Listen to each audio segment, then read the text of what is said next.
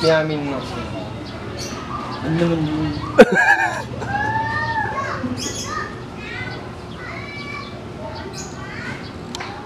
Gusto ko sana sabihin sa'yo na minahal kita.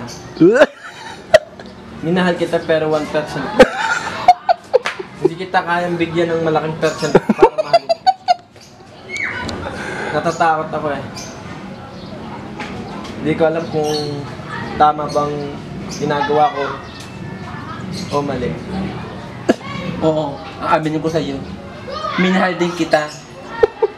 Minahal kita na sobra-sobra na higit pa sa inaakala mo.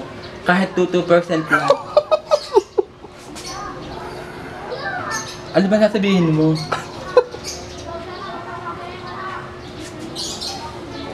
Kasi palis na ako eh.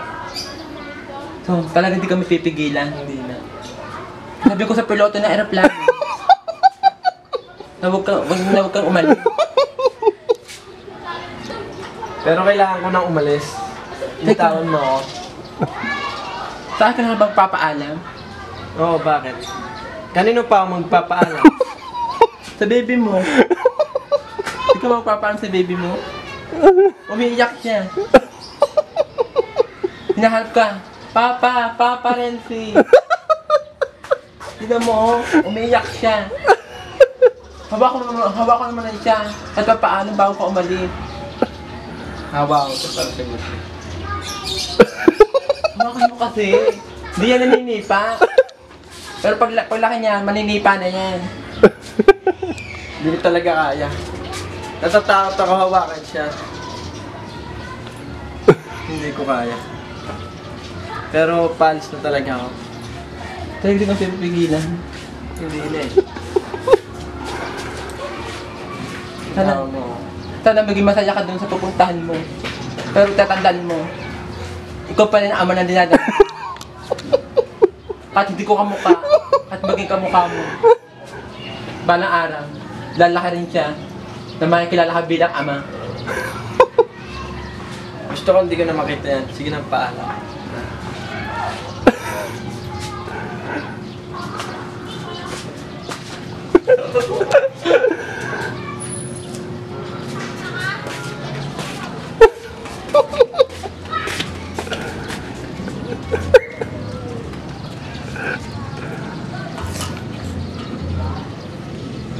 Wala na siya.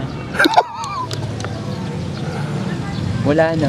Wala na oras yung tatawagin. Sana matagal ang gulong ng aeroplano para tumigil siya. At sana mamatay na yung pag-order na nasakyan niya. Para hindi matuloy yung paglipad niya. At sana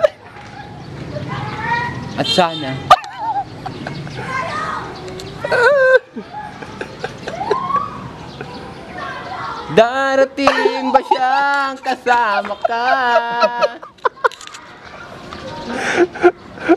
Bye-bye, Renzi.